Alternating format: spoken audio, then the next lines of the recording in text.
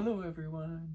I Hopefully you guys are doing well and have yourselves a good day so far. And we wanted to do a short video today and describing the different fears that I have with Tourette syndrome and kind of elaborate on a few different points that I was able to write down. So we'll get into that right now. So one of the biggest fears, and I've explained this a little in another video, and I think Megan touched on it as well, but it was in the day in the life with Tourette syndrome, one of our previous videos. And it's the fear of people watching me and paying attention to my Tourette's. Like, for instance, just the other day we were at a concert for my sister, and we went up into the bleachers. We found a spot that was kind of away from the other people, and we tend to do that just because we like to have our own space in general. And as people started filing in, there was a couple groups of people, one that was up in front of us and one that ended up sitting right behind us. And I have a more of a full body jerk tic that is pretty prominent with my different tics. And so as I'm doing that tic, I always think about people around me and if they're paying attention and looking at me. So that's definitely one of my big fears, is just people judging me and looking at me differently for something that they might not understand. And I don't always get the chance to be honest with people and tell them, because I'm not going to turn around at every instance and say, hey, I have Tourette syndrome, just so you know. I think the fear is more of comes from possible confrontation with it. Yeah. So if someone's definitely gonna make a bad comment about it, I think that's where the fear more of sits. Yeah, that's where Obviously, it kind of stems from. People that are like, hey, you okay? They're just genuinely trying to be like you good. But even the time, I don't remember which video you mentioned it in, but there was a guy when you were at work that just said, no, I just want to see you jump. That's the confrontation side of it. That is where the fear all stems from, really. Yeah, that's definitely true.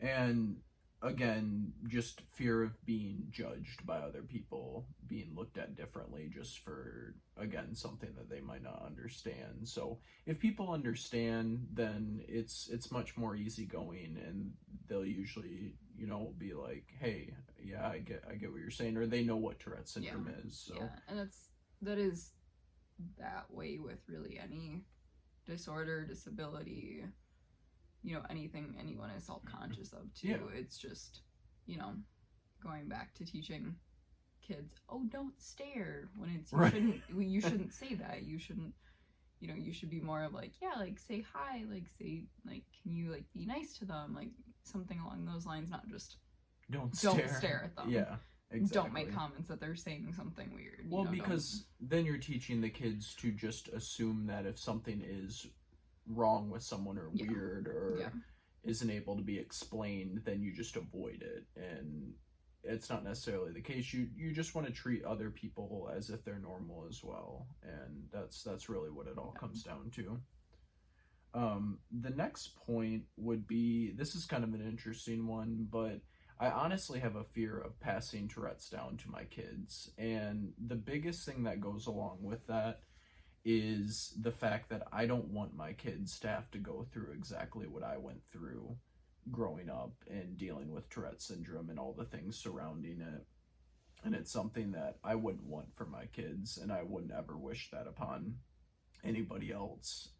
So that definitely is something that I am scared of, because it's a genetic disorder. It's something, it can be brought on by other things as well. There's other tic disorders that aren't just genetic, but it mainly is passed down through genetics. And that's something that I am quite terrified to have that be something that is passed on to my kids. And I know that Megan as well probably would hope that something like that isn't passed on. But the other part to that is, if it was to be, I would I would be thankful that I at least understand and lived through what it's like to have Tourette's. Yeah. And that's something that you can't make up. It's something that you have to be able to experience it for yourself. So I think I'd be a huge help in that sense, and so would Megan, because she's lived through it as well. Yeah, and it's obviously just anything that that is genetic that you can pass down. You always are concerned of your kids having it, or even if it skips your kids, it continuing down the line. Yeah, it's just a constant thought, and it's like, okay, obviously if they have it, they wind up having it, and again, any other thing too. But it's just knowing, like, the trouble that you went through with school. Obviously, this goes back to the don't stare comment. Kids can be jerks when they want to, and really just say what's on their mind. And yeah, some of it isn't meant to be like mean and harsh, but it can affect you later in life. Like, not to put this on me, I was premature, so I have naturally bad and yellow teeth, and kids made fun of me for that. So I don't like smiling with my teeth that much. Yeah. And it's something, I'm 24. This happened when I was probably less than 5. Like, it's just something that continues on and goes on, and it's sad, and you hope that you can, prevent that or help that with your kids in the future. And that's where any, disorder, disability, anything that you want to help them with. Yeah, and you hopefully can break the cycle at some point, but that's not always likely. So, and the last one is fear of just being annoying to others. And tics are odd. They're weird sounds, weird movements that you make, and I always feel like I'm being an inconvenience to others, and I don't want to be annoying to someone. I've had comments before where it's like, stop making that sound, and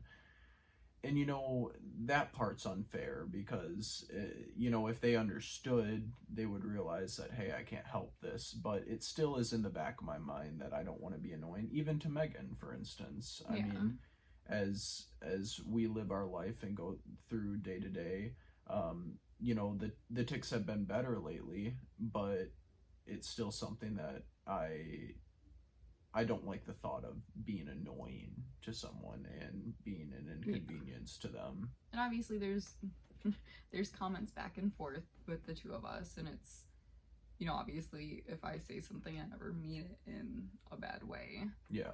And it's, some of it is you don't know if it is a tic or if it is more of a habit, because they're so common, and things can lead off of each other with that. So it's hard to tell it sometimes. Yeah.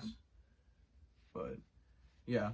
And that's, those are some of the fears that I came up with. Like I said, we just wanted to make a short video and just cover a few things that maybe some of you guys could be able to compare to your own thoughts and see that you have those same fears as well.